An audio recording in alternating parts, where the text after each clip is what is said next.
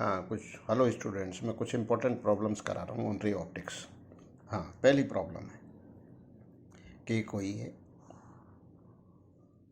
ये स्फेयर है of radius are. तो ये पूछा ये गया है कि यहाँ से इसके सेंटर से कितनी दूरी पर कोई एक ऑब्जेक्ट रखा जाए जिसकी इमेज दूसरे सरफेस से उतनी दूरी पर ही बने। तो अब इसमें क्या कंसेप्ट लगने वाला है, इसका रिफ्रैक्टिव इंडेक्स म्यू है।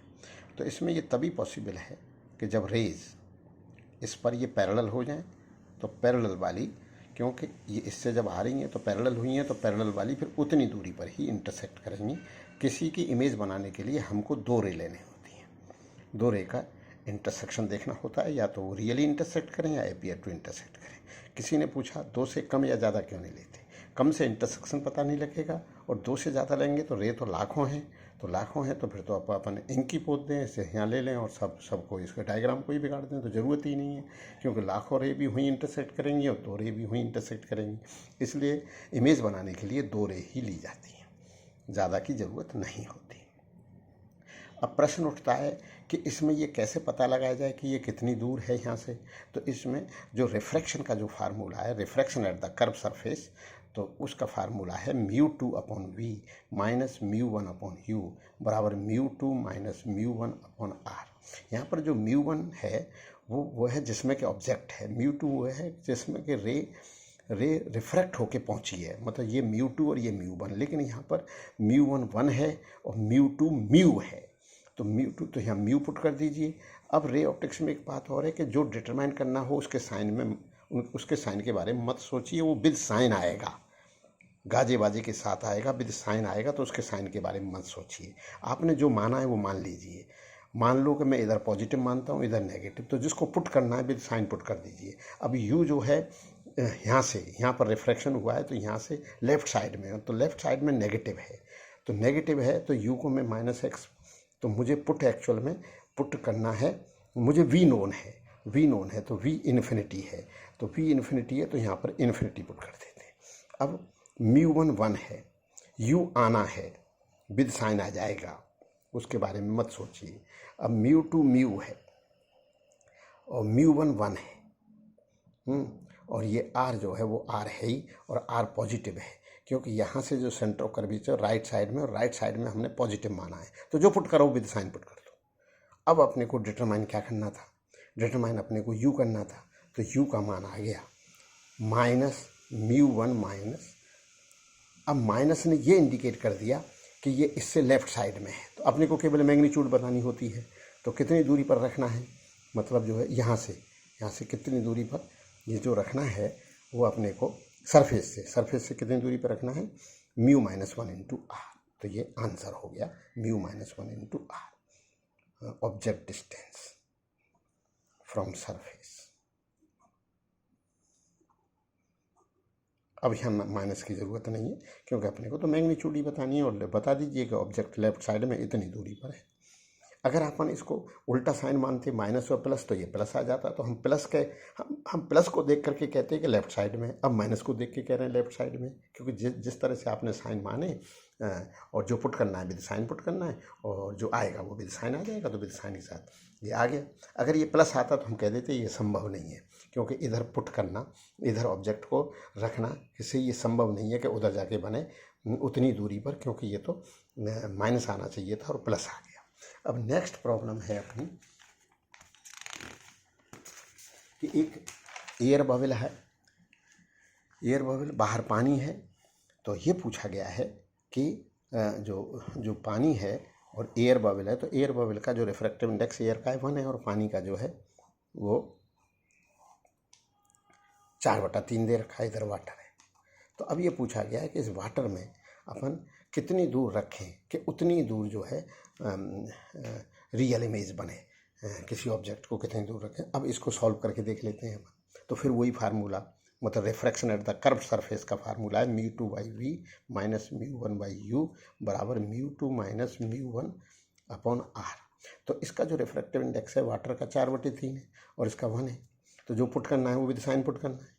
तो एक्चुअल में अब अपने को ये देखिए कि इसमें एक बात देखिए, डाइवर्जिंग रेस, तो ये फार्मूले की जगह अपन एक काम करते हैं, इसकी जगह एक काम करते हैं कि इसके बिना फार्मूले की भी अपन देखते हैं रे डायग्राम बना के। तो देखो आप रे डायग्राम बना के, तो जो जो ये ऑप्टिकली रे एरर है, तो जब रे चलेंगी, रे आप देखो, जब रे चलेंगी तो रे एरर मीडियम में क्या होता है कि वो ये एंगल है नॉर्मल के साथ, तो एंगल और बड़ा बनेगा, तो और बड़ा बनेगा तो रे यूँ मुड़ जाएगी, रे यूँ मुड़ गई, क्योंकि ये यूँ जाती तो इंसिडेंट एंगल और रिफ्रैक्टेड एंगल बराबर होते हैं। अब रिफ्रैक्टेड एंगल ज़्यादा होगा क्योंकि इसका रिफ्रैक्टिव इंडेक्स 4/3 और इसका 1 है। तो जब डेंसर से रेयर में जाती है तो angle of refraction more than angle of incident होता है, तो ये ऐसे मुड़ गए। अब यहाँ से देखिए, अब यहाँ से देखने पर अब ये जो एंगल है, ये दिस एंगल, ये अपना वो है इंसिडेंट। अब इंसिडेंट एंगल है, अब जा रही है रिलेटिवली डेंसर मीडियम में, तो डेंसर मीडियम में क्या होगा कि एंगल ऑफ रिफ्रैक्शन क्या होगा, कम होगा, तो यूँ ना जा करके ये यूँ जाएगी, तो यूँ और नॉर्मल की तरफ हो गई, तो नॉर्मल की तरफ हो गई तो ये रेज और एक रे ये हो गई, क्योंकि इमेज बनाने के लिए अपने को ये क्या 2 रे लेनी होती हैं, तो 2 रे।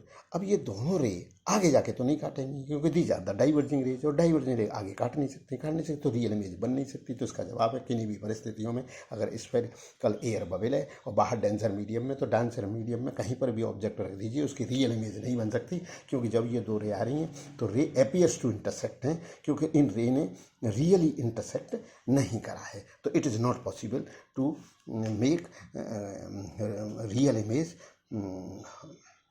इस प्रॉब्लम के अंदर।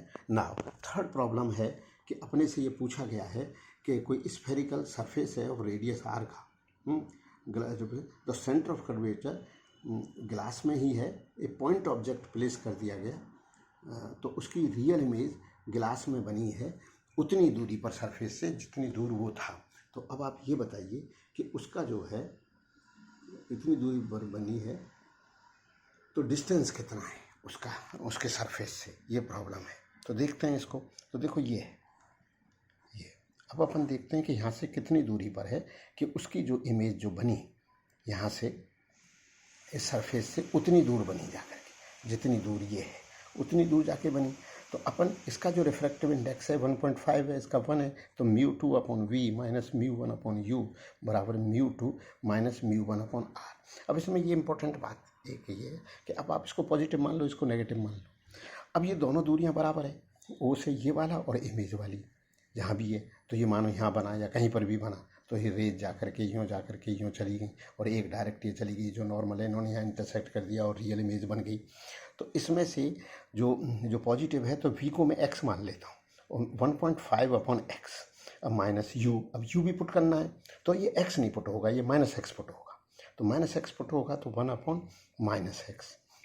अब रहा ये r, radius of curvature positive side में है, तो 1.5 - 1 तो ये आधा होता है, तो 1/2r, 1/2r। अब ये हो गया 1.5/x प्लस 1/x बराबर 1/2r, तो ये हो गया 2.5/x बराबर 1/2r। तो ये जो है x आ गया 5r, तो मतलब एक्चुअल में x अपन ने इस साइड से 5r दूरी पर, इधर 5r पर रख दो, 5r बन जाएगा, और 5r एक्चुअल में ये जो इधर का जो x है वो पॉजिटिव है। तो ये जो है अपना x आ गया, जो है कितनी उतनी दूरी पर बना, तो हमने विद साइन पुट कर दिए, मतलब अपने को अपन ने इसको u को -x पुट करा था, तो अब केवल मैग्नीट्यूड आनी थी, क्योंकि अपन ने साइन यूज कर चुके हैं, क्योंकि u को -x और v को +x जैसा परिस्थिति दे रखी थी कि रियल इमेज बने, तो रियल इमेज हमेशा रिफ्रैक्शन में दूसरी साइड में बनती है, तो हमने इस कंसेप्ट का यूज़ कर लिया। तो इन प्रॉब्लम से रे ऑप्टिक्स में सबसे बड़ी समस्या है साइन कन्वेंशन को समझना, तो इन प्रॉब्लम के द्वारा मैं साइन कन्वेंशन आप लोगों को समझा रहा हूँ। नेक्स्ट प्रॉब्लम है अपनी, ये देखिए आप,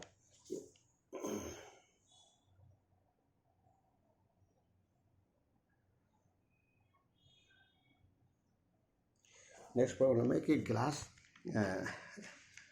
एक जो है ये है स्फेरिकल ग्लास जो है, इसका रिफ्रैक्टिव इंडेक्स नहीं दे रखा है, और यहाँ कोई लाइट की सोर्स रखी है और दूसरी जगह से जो लाइट सोर्स जो निकली है आफ्टर रिफ्रैक्शन वो पैरेलल निकली है, तो इसमें ये पूछा गया है कि इसका रिफ्रैक्टिव इंडेक्स क्या है एक्चुअल में, म्यू का मान बताइए इसका। तो यहाँ रिफ्रैक्टिव इंडेक्स 1 है और यहाँ पर म्यू है। तो जो फार्मूला है refraction at the curve surface, तो refraction at the curve surface का जो फार्मूला है वो केवल एप्लीकेबल है फॉर द मतलब ये मैं आपको और भी कुछ प्रॉब्लम करा के समझाऊंगा, वो केवल एप्लीकेबल है पैरा एक्सल रेज के लिए। मतलब इसके बिल्कुल आसपास इसका ये नहीं कि यहाँ से यहाँ भी एप्लीकेबल है। जब उसको डेरिवेशन करा गया था तो ये माना गया था कि रेज जो है उस सरफेस के बहुत ही एंगल कम बना रही हैं, इंसिडेंट एंगल और रिफ्रैक्टेड एंगल बहुत छोटे हैं, तो बहुत छोटे उन्हीं के लिए ड्राइव करा गया था। जैसे अपन कॉनकेव मिरर का फार्मूला है, मिरर का फार्मूला है 1/b + 1/u = 1/f, लेकिन वो केवल किसके लिए एप्लीकेबल है कि जबकि जो पोल के आसपास ही रेज आई हैं उसमें, ये नहीं कि मार्जिनल रेज हैं दूर आई हैं। अब उसमें वो कुछ प्रॉब्लम के द्वारा मैं क्लियर करूँगा है। तो जैसे f = r/2 होती है, तो f = r/2 हमेशा नहीं होती। मतलब जो पैरेलल रेज जो मार्जिनल होंगी, पैरा एक्सल की जगह मार्जिनल रेज होंगी, उनके लिए f = r/2 नहीं होगा। उनके लिए जो है वो r/2 से छोटा होगा। तो मैं रे डायग्राम बना के बताऊंगा, क्योंकि रे को तो कोई लेना देना ही नहीं है, रे को तो लॉज का पालन करना है। और लॉज का क्या है, रिफ्लेक्शन में इंसिडेंट एंगल बराबर रिफ्लेक्टेड एंगल, और रिफ्रैक्शन में एंगल ऑफ इंसिडेंस की साइन इंटू उसका रिफ्रैक्टिव इंडेक्स बराबर दूसरे मीडियम में चलेगी θ2 में, तो sin θ2 इंटू उसका μ2 sin θ2 = μ1 sin θ1 है। तो वो इस तरह की बात है। अब इस पे आ जाते हैं कि μ2/v - μ1/u बराबर μ2 - μ1/r। अब आप इसमें समझिए कि μ2 तो 1 है, तो 1 पुट कर दिया, और v इनफाइनाइट है, और μ1 इज म्यू मान रखा है अपन ने, और u जो है इधर पॉजिटिव है इधर नेगेटिव है। आप कुछ भी साइन पुट कर सकते हो, नेगेटिव पॉजिटिव कुछ भी मान सकते हो, जो मान है उसी के अनुसार यहाँ पुट कर दीजिए। ये कोई हार्ड एंड फास्ट रूल नहीं है कि मैं इधर मानूँ। वैसे ऐसे भी बताते रहते हैं कि the distance is measured in the direction of the incident rays taken to be positive. कोई जरूरी नहीं है कि आप यही लो, हम तुरंत बदल दो, और एक प्रॉब्लम में 2 बार बदल दो, दूसरा कहीं रिफ्लेक्शन हो रहा हो फिर बदल दो, लेकिन उसी के अनुसार साइन पुट वैल्यूज पुट करिए विद साइन, और जो आएगा वो विद साइन आ जाएगा। ये इसका कंसेप्ट है। तो अब u को क्या लिखोगे, -2r μ2 क्या है 1 है, और μ1 म्यू है, और r क्या है, r यहाँ पर नेगेटिव है। क्यों नेगेटिव है? क्योंकि सेंटर ऑफ कर्वेचर इधर है और रिफ्रैक्शन यहाँ हो रहा है। तो रिफ्रैक्शन जो जहाँ हो रहा है, जिस सरफेस पे हो रहा है, उसके इधर और उधर ही अपने को डायरेक्शन सोचनी है, पॉजिटिव एंड नेगेटिव। तो इधर वाली दूरियाँ सब पॉजिटिव है, इधर वाली सारी नेगेटिव है, तो यहाँ पर -r पुट होगा। ये बड़ा ध्यान देने वाली बात है। तो ये हो गया μ/2r बराबर μ-1/r। अब आप देख लीजिए कि ये क्या, r से r कट गया, तो μ/2 बराबर μ-1, और μ/2 = 1 एंड μ = 2। ये आंसर आएगा। तो these are very important problems regarding the optics. अब हम नेक्स्ट प्रॉब्लम है अपने पास कि अपन ये बताएं कि कोई थिन लेंस है, रिफ्रैक्टिव इंडेक्स जिसका 1.5 है और फोकल लेंथ 15 सेंटीमीटर है। जब उसको एयर में रखा गया है, और जब उसी लेंस को प्लेस कर दिया गया ऐसे मीडियम में जिसका रिफ्रैक्टिव इंडेक्स 4/3 है, तो उसकी फोकल लेंथ क्या होगी। मैं आपको बताने जा रहा हूँ, किसी लेंस की focal length is decided by the refractive index of the material of the lens with respect to the surrounding and the radii of the curvature of the two surfaces. तो वो जो लेंस मेकर फार्मूला कहलाता है। वो तो lens maker formula क्या है, lens maker वो ये है कि 1/f बराबर μ-1 1/r1 - 1/r2। मैं लेंस के बारे में कुछ और बातें भी आपको बताना चाहता हूँ। क्या कि आपने ये देखा होगा कि लेंस की फोकल लेंथ जितनी ज़्यादा होती है उसकी पावर उतनी कम होती है। ऐसा क्यों करा गया था? ऐसा मतलब साइंटिस्टों ने क्यों करा कि एक टर्म और डिफाइन करी गई कि power = 1/f if f is in metre, और 100/f if f is in centimetre. अब मानो कोई कन्वर्जिंग लेंस है जिसकी फोकल लेंथ 20 सेंटीमीटर है, 20 सेंटीमीटर है, तो उसकी जो पावर है वो 5 डायमीटर होगी। तो जितनी ज़्यादा फोकल लेंथ उतनी ज़्यादा फोकल लेंथ तो उतनी ही कम पावर होगी। तो ऐसा क्यों करा गया था? इसके पीछे रीजन ये था कि अब किसी की आई साइट बहुत वीक है, तो उसे ज़्यादा पावर का लगाना है, ज़्यादा पावर का लेंस चाहिए, कम फोकल लेंथ का लगाना है। तो अगर पावर नहीं डिफाइन करते तो एक उल्टा बोलना पड़ता डॉक्टर को कि भैया तुम्हारी आँख बहुत वीक है, तो कम फोकल लेंथ का लगाएंगे। तो फिर आम जनता कहती है यार मेरी आँख ज़्यादा वीक है और ये कम फोकल लेंथ का लगा रहा है, ये डॉक्टर पागल है क्या? लेकिन अब कहते हैं ज़्यादा वीक है तो ज़्यादा पावर का लगाएंगे, और तो ज़्यादा पावर का लगाएंगे, अरे ठीक है यार ज़्यादा वीक है ज़्यादा पावर का लगाएंगे, मेरा जो है वो जो लेंस है, आई लेंस है, वो सही है, करेक्ट ज़्यादा पावर से करेगा। तो ज़्यादा के साथ चीज़ ज़्यादा रही, आम जनता में फिर कन्फ्यूजन क्रिएट नहीं हुआ। तो इसलिए एक पावर डिफाइन करनी पड़ी, reciprocal of the focal length. तो more is the focal length, less is the power. अब कोई अब अपन देखते हैं कि जो उसकी अभी अपन ने क्या देखा था कि जिसकी फोकल लेंथ कितनी थी, कितनी बताई अपन ने, 15 सेंटीमीटर, और रिफ्रैक्टिव इंडेक्स 1.5 था, तो एयर में वो 15 सेंटीमीटर दे रहा है। तो ऐसे मीडियम में क्या देगा जो कि उसका रिफ्रैक्टिव इंडेक्स जो है 4/3 हो, मतलब ये है तो ये 1.5 है और ये 1 है, तब फोकल लेंथ आ रही है 15 सेंटीमीटर। तो 15 सेंटीमीटर क्या चीज़ आ रही होगी, तो 1/f बराबर आ रहा होगा म्यू माइनस 1 इंटू के, 1/r1 माइनस 1/r2। उसको तो ये चेंज कर नहीं रहा, तो मैं उसको के ले लेता हूँ।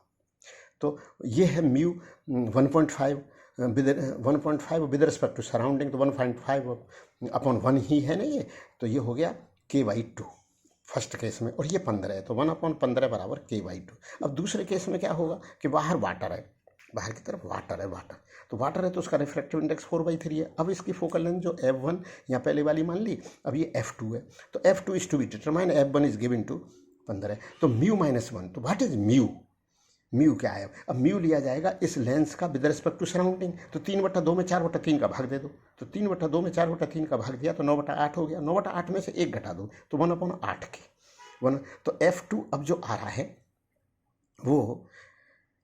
वो कितना आ रहा है, 8/k, और पहले जो 15 है वो क्या है, 15 क्या है, 15 2/k। अब इनको सॉल्व कर लो, तो f2/15 बराबर k से k कट जाएगा, k से k कट जाएगा, तो क्या आ जाएगा 8/2 होता है, अच्छा, तो f2 आ गई 60 सेंटीमीटर। तो 60 सेंटीमीटर फोकल लेंथ आ गई, जिसकी फोकल लेंथ पहले क्या थी, 15 थी, तो फोकल लेंथ बढ़ गई, तो उसकी पावर कम हो गई। पावर कम क्यों हो गई इसमें आपने सोचा, क्योंकि उसको जो कन्वर्जिंग लेंस था वो विद रेस्पेक्ट टू 1, तो उसका रिफ्रैक्टिव इंडेक्स 1.5 था, और विद रेस्पेक्ट टू 4/3 उसके मटेरियल का जो रिफ्रैक्टिव इंडेक्स है, अब कम बोला जाएगा with respect to surrounding, instead of 3/2 वो बोला जाएगा 9/8, क्योंकि 3/2 में 4/3 का भाग लगेगा, 3/2 में 4/3 का भाग लगेगा तो 9/8 आ जाएगा। तो अब वो इतना कन्वर्जिंग नहीं रहेगा। अब कन्वर्जिंग नहीं रहेगा तो पहले वाला जो 15 सेंटीमीटर है, तो पैरेलल रेज जिन पे आ रही होंगी, पैरेलल रेज को 15 सेंटीमीटर पर कन्वर्ज कर देगा, और दूसरा वाला जब पानी में पैरेलल चल रही होंगी तो उनको वो कितने पे जाके कन्वर्ज करेगा, 60 सेंटीमीटर पे। तो उसकी कन्वर्जिटी, उसकी कन्वर्जन करने की ताकत, उसकी कन्वर्जन करने की पावर क्या हो गई, कम हो गई। तो ये मैंने कुछ प्रॉब्लम्स आपको बताई रे ऑप्टिक्स में, और बड़ी इंपॉर्टेंट प्रॉब्लम है, और मेरा ये वीडियो लास्ट तक जो बच्चा देखेगा उसको ज़रूर फायदा होगा। इससे साइन कन्वेंशन भी समझ में आएंगे। तो आप सभी लोग देखिए और अपने दोस्तों को भी बताइए, और उनसे भी कहिए कि वो आगे देखें, जिससे सबका फ़ायदा हो। क्योंकि बच्चा यूँ क्यों सोच रहे हो कि मेरे अपने इसको बता दूंगा तो इससे ये आगे निकल जाएगा, पीछे निकल, अरे भैया 1-2 स्टूडेंट्स के साथ आपका कंपटीशन थोड़ी ही है, आपका तो इंडिया के साथ है। आप 1-2, और आप अपना फ़ायदा भी करो, दूसरों का भी कराओ।